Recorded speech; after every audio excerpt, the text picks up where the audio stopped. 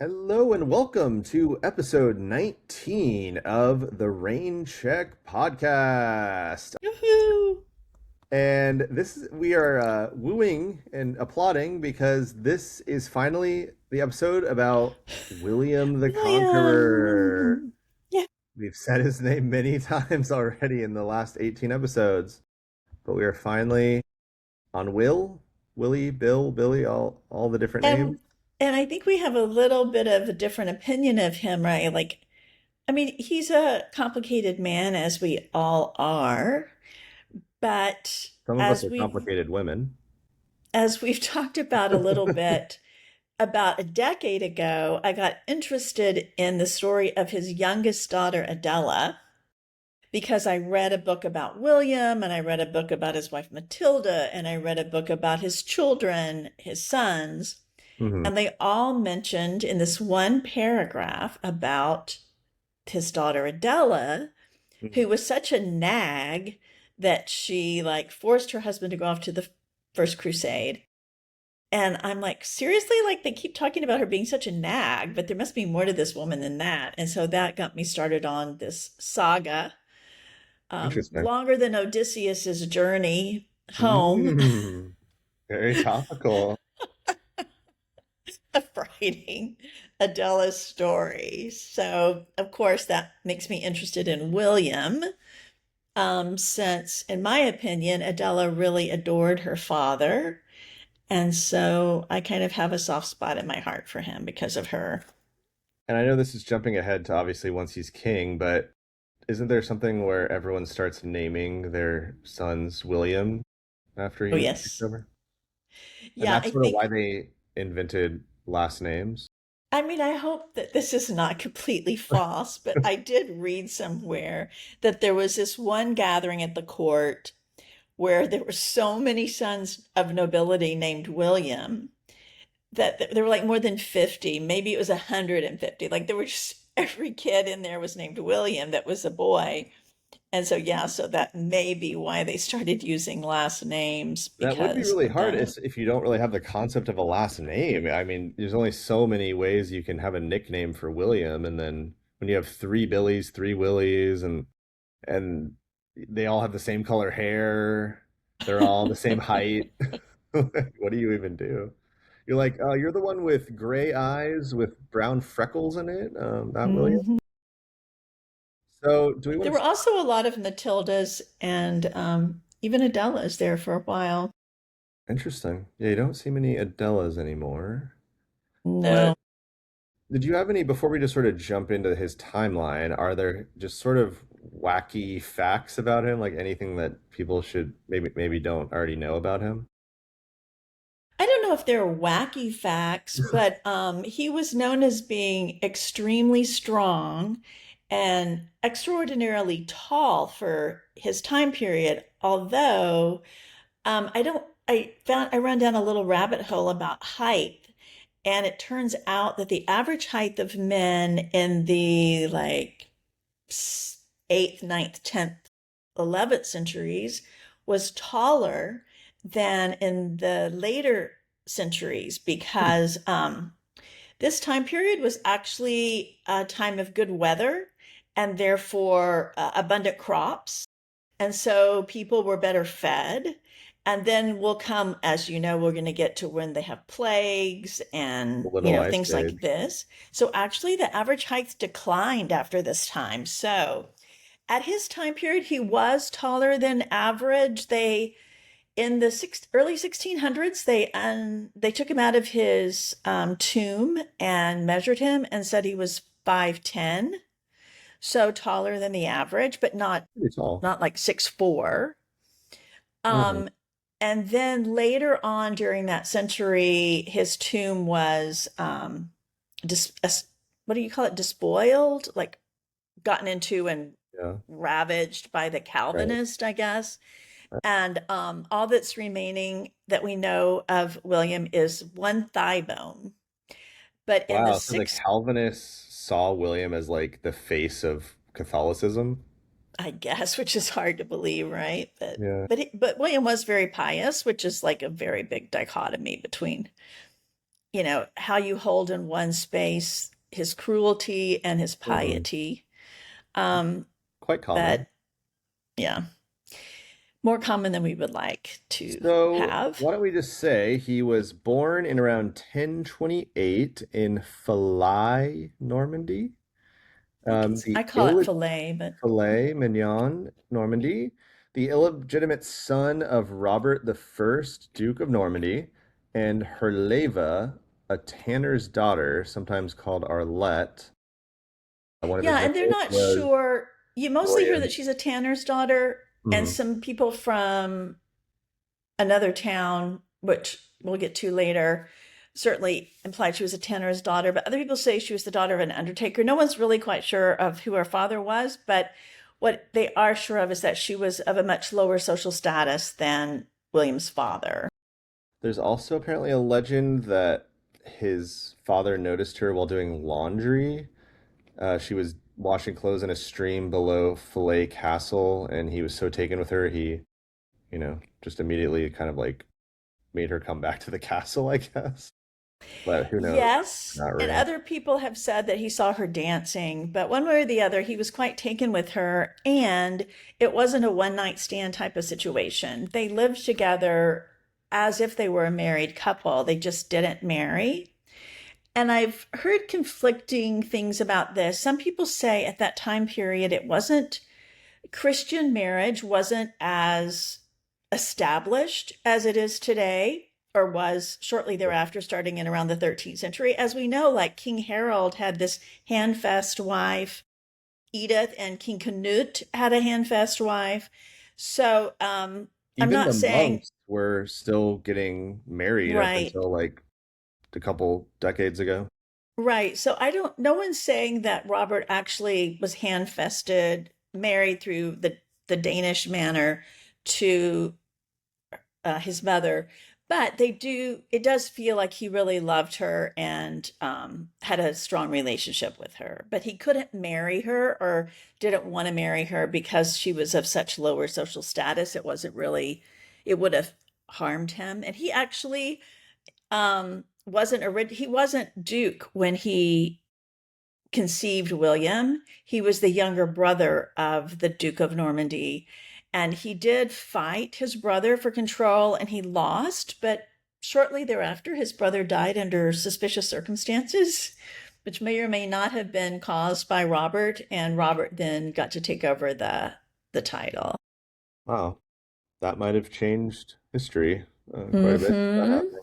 One last thing Right. about William as a baby, I saw another legend was that he was born feet first and grabbed a fistful of rushes when he was an infant. He gripped the floor rush. I don't know what a floor rush is, honestly, Well, the but rushes are what they covered the floor with. So I think they were like almost like reeds or straw or something. And mm, and so rather than carpet or tile or wood, your floor would be covered with these rushes. interesting. Yeah, and he would grasp he grasped them so hard that it made them take it as an omen that he'd grasp and hold whatever he seized, which was almost definitely added later on as like medieval propaganda, but Right.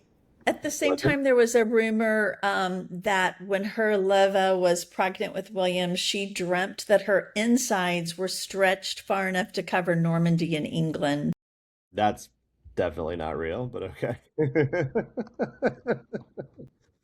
So So they think that he had a fairly stable childhood because, as I yeah. said, even though they weren't married, they were in love and living together and all this stuff. But then Robert, whether he felt guilt Mhm. over possibly being involved in the death of his brother or otherwise, decided to go on a pilgrimage to Jerusalem. And knowing that pilgrimages to Jerusalem were dangerous at best, Yeah. before he left, he gathered all the nobility in the room with he and William and had them all swear fealty to William and acknowledge William as his heir should anything happen to him.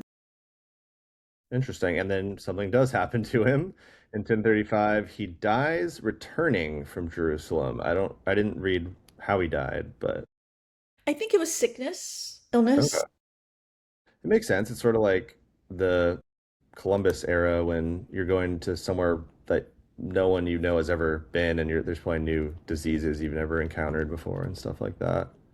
Hmm. Yeah, so then when he's only 7 years old, William is recognized as the heir and becomes Duke of Normandy. But obviously, the real power is still with his like a series of guardians and all. But there starts to be a lot of sort of violence among his family at this time. Right. At first, his great uncle, Archbishop Robert, was powerful enough to kind of keep everyone under control. And even King Henry of France was supporting William's claim.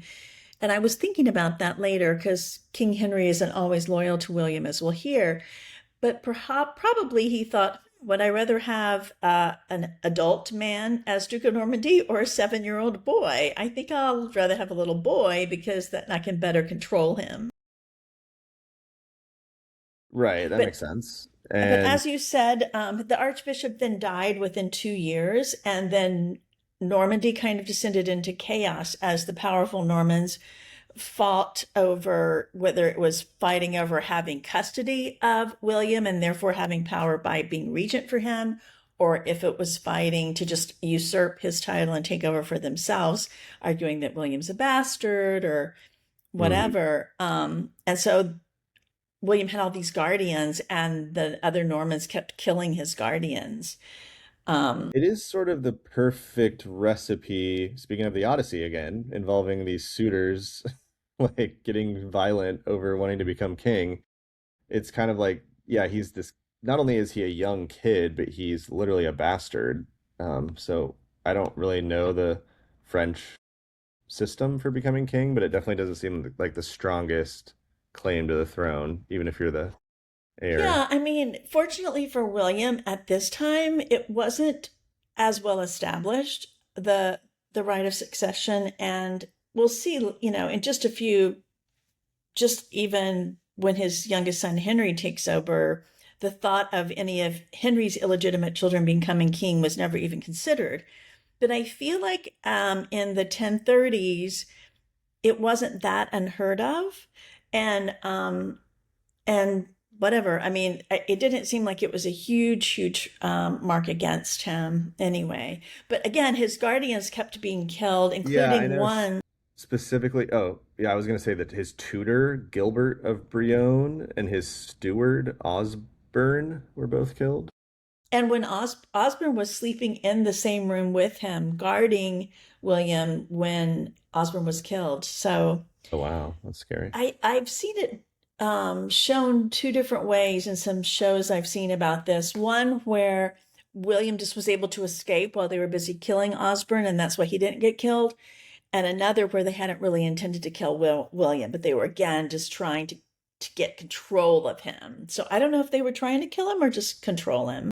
Just get the people around him or something. Yeah. Yeah, and then people say that William's uncle Walter um, had helped William survive by hiding him among poor families at night because the nobility didn't think to look among the houses of the Oh, poor to find him. that's smart. And then jumping ahead a little, so when he's around 18 in 1046, he faces a major rebellion led by his cousin, Guy of Burgundy, and other Norman nobles. And so William appeals to King Henry the First of France for aid. Yeah, and I think that, well, I have written down here William escaped and rode through the night to King Henry. So it makes it sound like Guy was closing in on him and getting very close to capturing him But there. then, right around that same time, in 1047, at the Battle of Val Edun, William, I'm assuming that's like Valley of Dunes, but William, with French royal support, decisively defeats the barons, and he basically that is him securing control of Normandy for the first time. Yeah, and it's interesting because the rebels army was almost twice as large as William and King Henry's army. Oh, wow. So, What was their it tactic? well, I think what I've heard is the biggest tactic is that um sorry, the biggest tactic was that he kind of lucked out because two of the nobility that were fighting for Guy or whoever, I don't know if it was Guy again that was leading this one as well, or which Norman was the leader, but Hmm. two of his major people decided to betray him and joined William and Henry in the fight. So partially it was their tactics, and partially it was the turn face Bluff, I of some of guess. the people in Yeah. the rebels' army. So then in 1051, Well, about, but before you get yep, to that, before I get I there. will say that someone was describing they were fighting near a river, and William and King Henry slaughtered so many people that the river was full of the knights' bodies, and so full that it blocked this water mill that was downstream from being able to operate. Wow, that's disturbing. I know. Yeah, the more like, not to bring it up again, but watching the Odyssey, you just see how brutal it would have been to live back then, even though that's obviously legendary, but you just see the battles and things and makes you happy, about some things about 2026. So, do you want to jump ahead to William visiting England? No, I wanted to just trying to go a little bit in order. Yeah. I was going to mention about Matilda because around this time is when William and Matilda got together. Well, I was gonna say that the only thing before that, not when he takes over England, but this he does some visit, and this is when he claims that Edward the Confessor, who's his first cousin once removed, promised him the English succession. But that's kind of debated whether that really happened. But then right after that, then he does marry Matilda of Flanders, daughter of Count Baldwin the Fifth, Count of Flanders.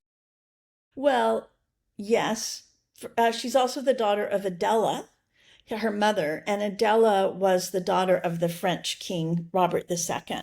So Matilda was the granddaughter of a French king and the Okay. daughter of the Count of Flanders. And Wow. remember Count Baldwin of Flanders, we've heard him before because Queen Emma of England, who we had several episodes about, escaped to Count Baldwin's home Mhm. when I believe it was when her stepson was King of England and her son, Harthacnut, was still in Denmark. So there's an interesting story about the courtship of William and Matilda, which I don't think is true, but it does show a little bit of Matilda's feistiness and William's ruthlessness.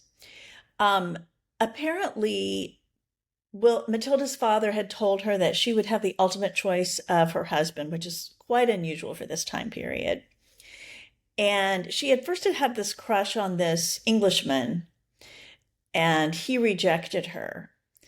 And she will get her revenge later after she becomes Queen of England and takes his property away. Um, and but the story goes that one day she and her friends are out coming home from church or coming home from something, and they must have a guard with them, but not many people. And William rides. No, no, no. I'm sorry. Just one second. First, she hears the formal proposal from William that he would like to have her as his bride. And she refuses him. She says that she is not going to marry any bastard, that would be beneath her. So now she and her girlfriends are out enjoying a ride around the town, and William rides up, um, recognizes her somehow, maybe because of the way she's dressed or something, and basically knocks her off her horse and beats her up. Wow, And that's then quite a meet cute. yeah, gets back on his horse and rides off before anyone from Flanders can chase him down. And Matilda is very badly beaten, and she has to be carried into the bedroom and takes her quite some time to heal. But her immediate reaction is, "Oh my God, I've got to marry that man. He's so strong and aggressive that I know he's going to be powerful and really go places. So I'll I have had no actually other man but seen, him." yeah, I had actually seen that story, but the thing I saw also said that when he proposed, she had said she'd rather be a nun than marry a bastard. So that's Yeah. when he did that. Did you say Well, that part?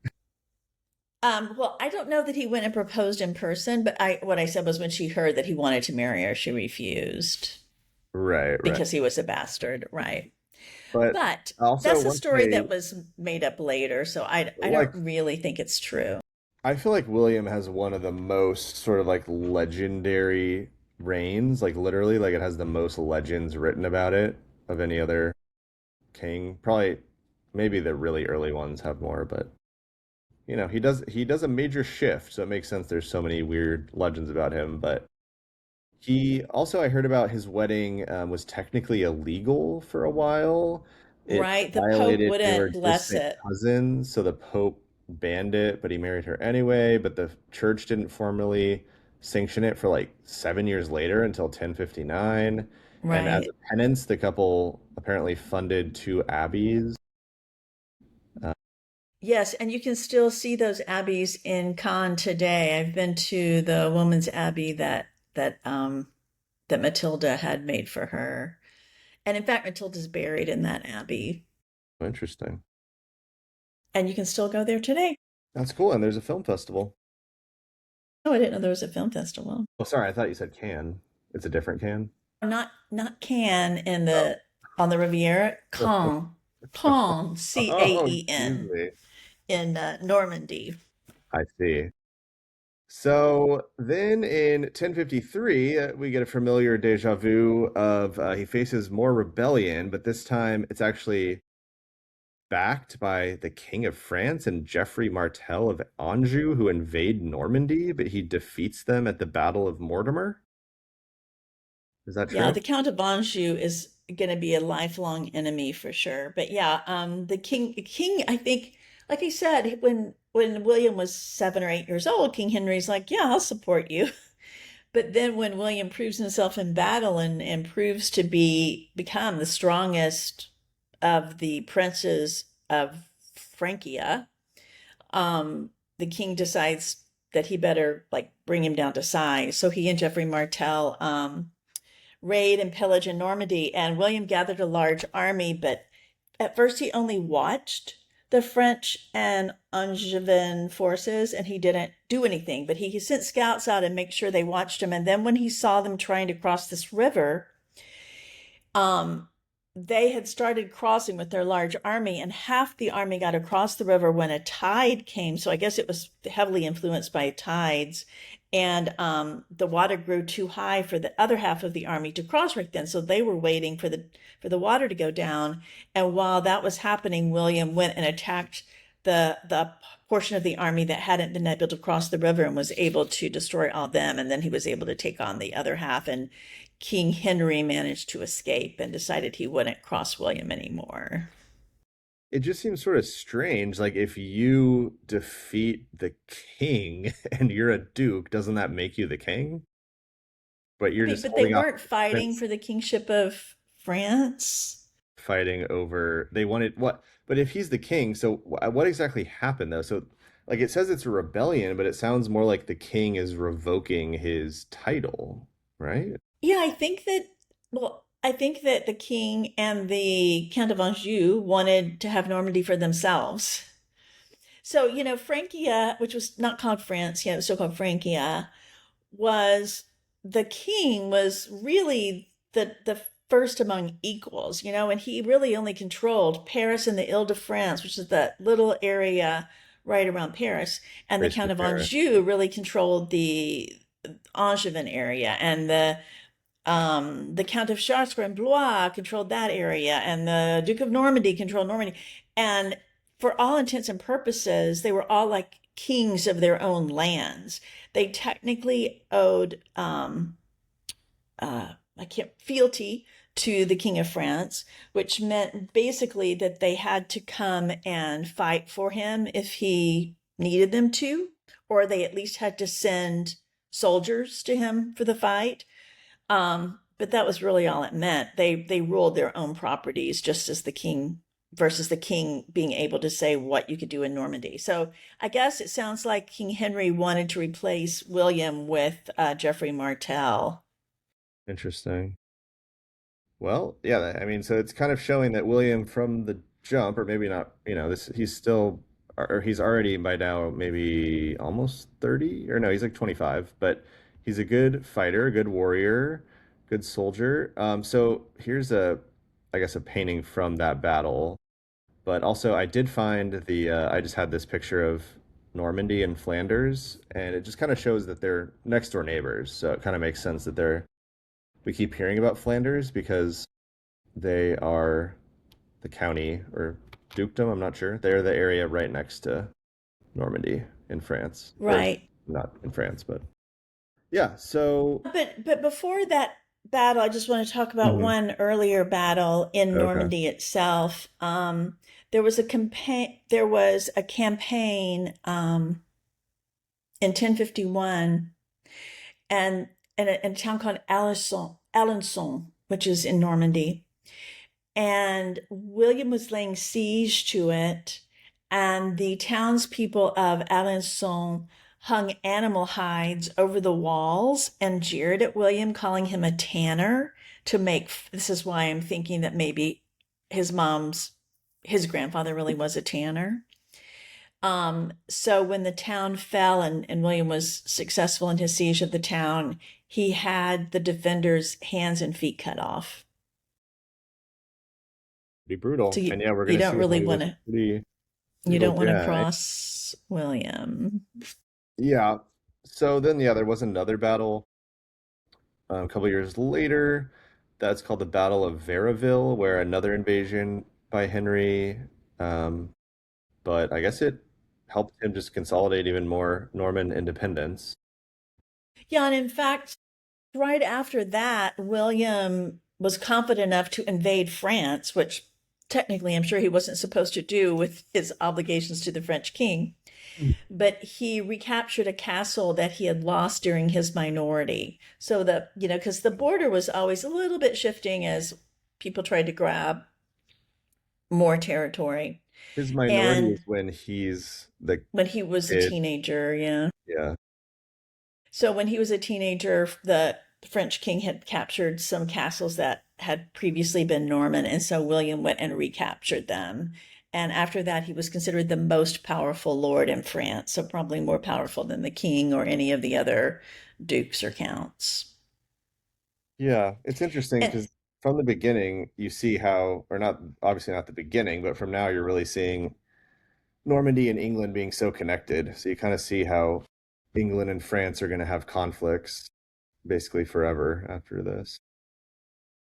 yeah, and just back to William's strength, we were talking about a little bit about his height, but also he was considered to be very strong. And William of Poitiers had told the Count of Anjou when talking about William that William was the greatest warrior on earth, and he mentions about that there was a bow that supposedly only William was strong enough to draw the bow, and that not only could he draw the bow that other people weren't strong enough to pull back, but he could do so when on horseback.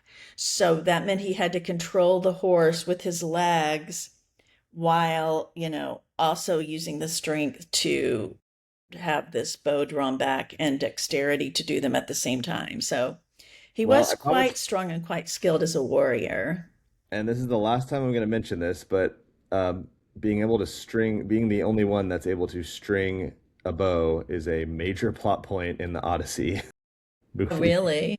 or in the Odyssey, yeah. So Yeah, anyway, so very it strong. may Like, not be true because it's probably just a trope, but no, it could be though, and this and the was, horse thing is different.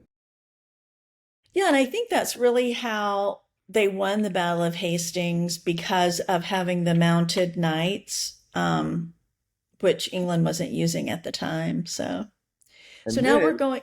he gets a stroke of good luck, right, in 1060 when King Henry of France and Geoffrey Martel of Anjou die. Is that jumping too far ahead? Well, I would say that King Philip, who was King Henry's son, isn't the best warrior or doesn't really care that much about fighting. So yeah, I would say that is, and William Martel was a mean person as the Duke of Anjou, Count of Anjou, but I frankly, all the counts of Anjou are horrible people. So, Wow. All right. Hot take. and King Philip becomes best known because he stole the Count of Anjou's wife when it was Count Fulk of Anjou was married to I think her name was Beatrice. I'm not thinking right now. Anyway, they were married. She was the Countess of Anjou, and Philip saw her one day and was like, "Oh, I want you for myself." And so they started shacking up, even though she wasn't divorced from Count Fulk.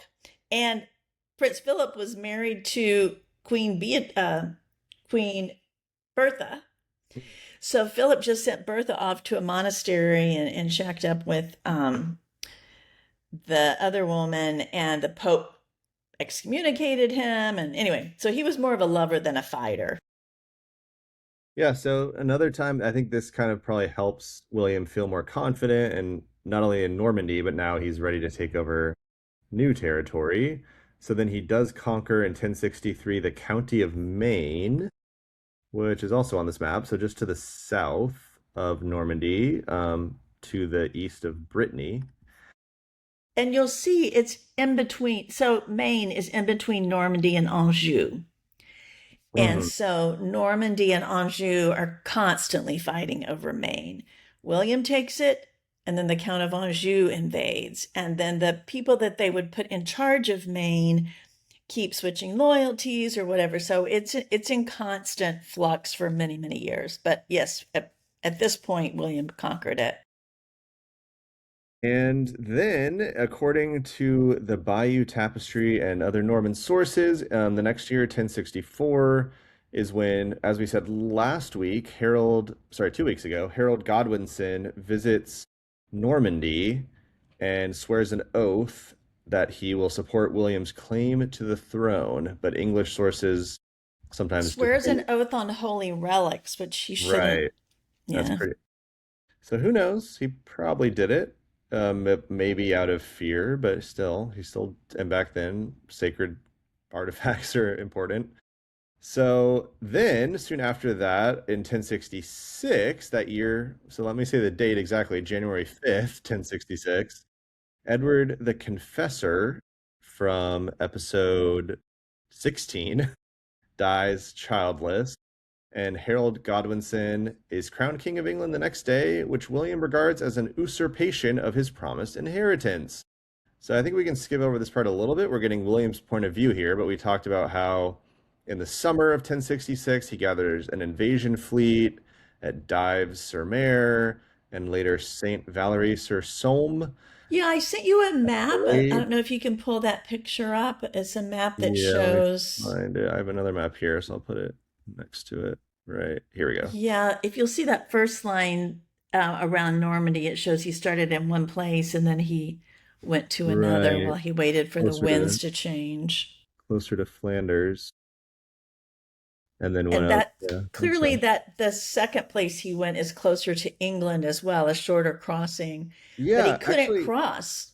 it's not until I've looked at this map that I'm realizing why we keep hearing about these like Edgar Atheling like fleeing to Flanders and all this stuff because it clearly is by far the closest point on the continent to England.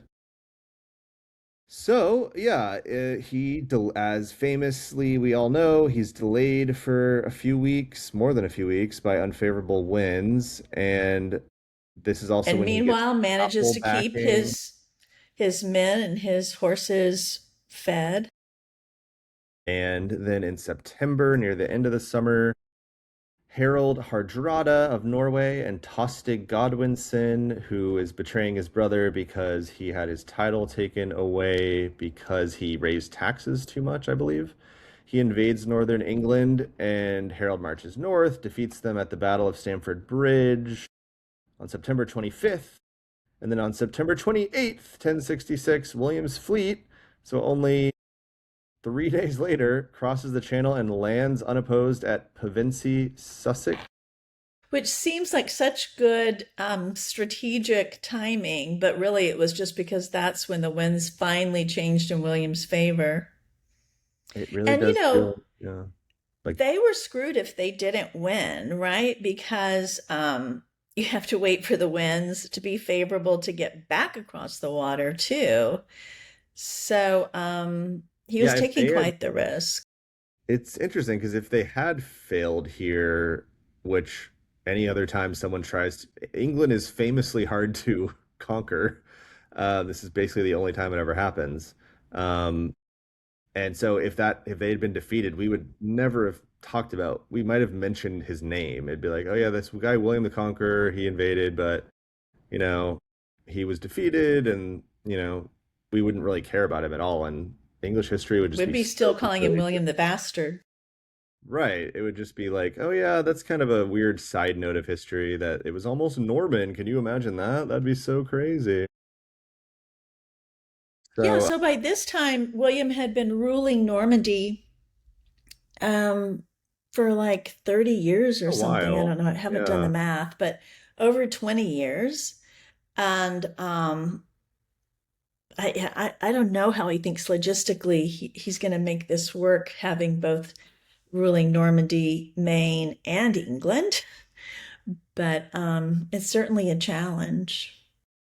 I actually can't remember too much about, just to do minor spoilers, what does end up happening. Like, does he retain all his other territory and England, or like, Yes, he does. And it's thanks a lot to Matilda because every time he's over in, until he feels like she betrays him, for many, many years, he leaves Matilda in charge of Normandy when he goes off to England. And she does a great job ruling. I mean, she's a woman, obviously, and Normandy is infamously, full of strife and always people that are very inclined to fight, but no one hmm, tries to overturn her or, not listen to her or whatever. So she does a great job of holding Normandy together while William's off doing things in England.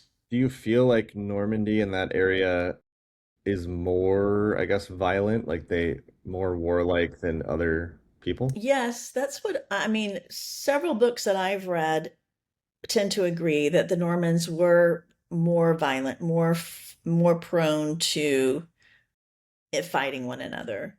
And the Normans, obviously they have a Viking heritage, and they not only conquered England, but the Normans went and conquered parts of Italy as well, which I think we mentioned last week that when Edgar went to Italy, he went to the boot that was controlled by Normans at the time.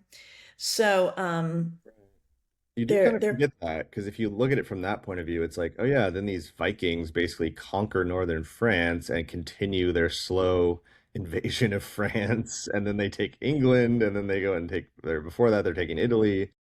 That does give it a different feel because they do get so, you know, Frenchified so quickly that you kind of forget how Norse they are. But Right. They do acclimate to the French way of life very quickly and lose a lot of their Normanness. But again, I mean, I do think the Angevins, the Count of Anjou and his family definitely were aggressive warriors, but the rest of the people in within Anjou didn't seem to constantly be fighting with one another, whereas in Normandy, it feels like the nobility were always out trying to capture other Normans' castles and territories and things like that. and they kind of eventually are going to spread that culture of castles and wearing heavy armor into England, as we'll see. So, just to kind of say it out up front, basically to repeat myself from the last like three episodes, in October 1066, on the 14th, the Battle of Hastings, William defeats Harold Godwinson, and on Christmas Day, December 25th, 1066. William is crowned King of England at Westminster Abbey, beginning his reign as William the First of England. And Yeah, I just want to say a few things, and then we can tie yeah, up this part one. okay. But just to be clear, like after the Battle of Hastings, William thought rather optimistically that the English would submit to him because he had defeated their king.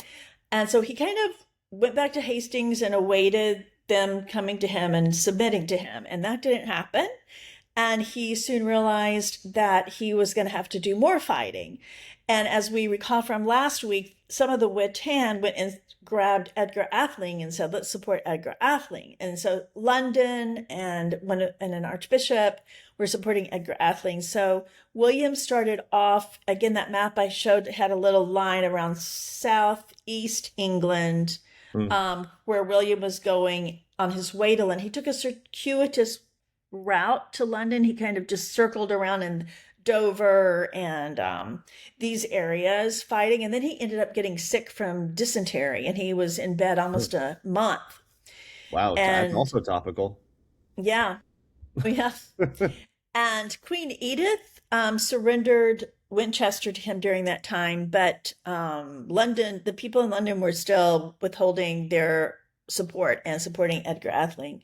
And rather than going, when he recovered from his dysentery, he didn't go direct to London. He stayed along south of the river and started pillaging and ravaging the lands. So the people from London could kind of see that all this area around them was being destroyed.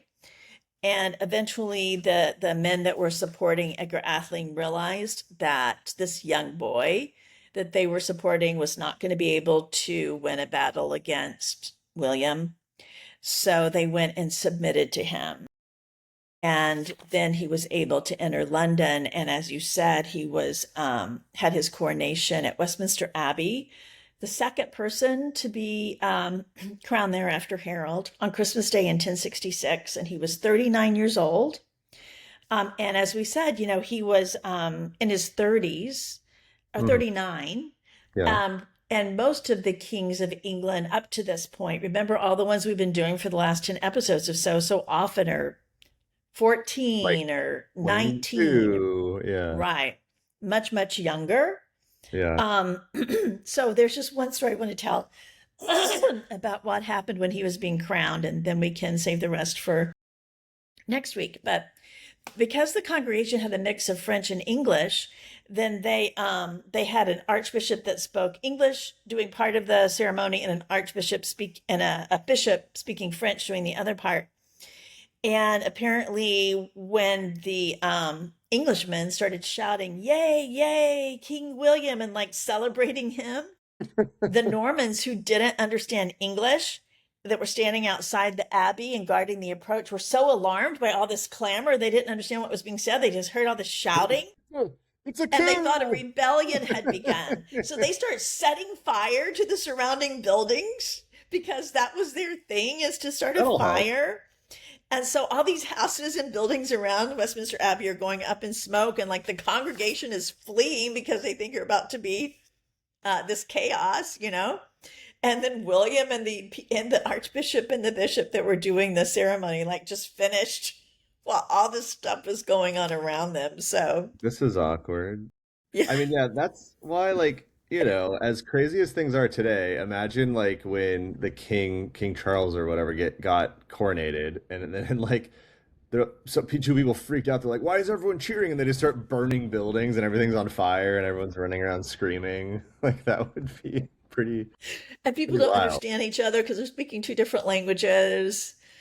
Yeah. So just so England, so William ends up staying in England from that Christmas until March, and he's using that time to receive people submission and to confirm. And he was at first trying to keep a lot of the Anglo-Saxon things in place. So he would confirm the privileges of the city of London and things like this, and that was his intent. And then in March 1067, he returned to Normandy, bringing Edgar Atheling with him, as well as the Earls of Mercia and Northumbria.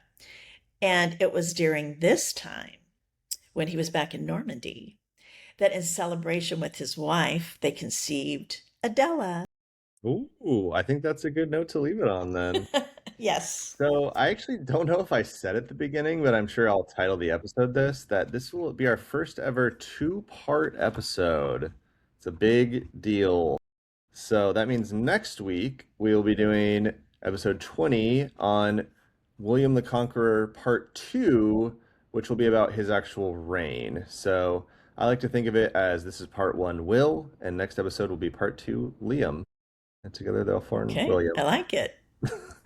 So I'm glad we did this. At first, I was a little skeptical. I kind of like just doing one episode per king, but we're already at 45 minutes and he just became king. So I think this was a good call. And then the following episode, episode 21, our podcast will be able to drink and we will have one about Adela. And I think that is going to be probably that's going to be an epic episode. It's going to be about 4 hours long, I'm going to guess. So we might have to break that into like It seven could parts or be. something. Well, just to note, as I mentioned before, there are some people who say that the reason William won the Battle of Hastings was so that he could return to Normandy and conceive Adela with royal blood after having been crowned king, because Adela was so important. And this is from Adela's diary, I'm guessing. No, this is a poet that was writing to and about Adela and wanted to impress Wow. her. It sounds like he was trying to impress her, yeah. All right. All right, Well, well, until next week, until next when you will week. be in California with me and we'll be on the same time zone. True. Yeah, we're gonna have to figure out when that we're gonna record that episode, to be honest. So who knows? Maybe these will release a couple days later than normal. But then I am going on another trip, but then I'm back for quite a while. So yeah, 3 weeks. yeah. At this point, that feels like a long time.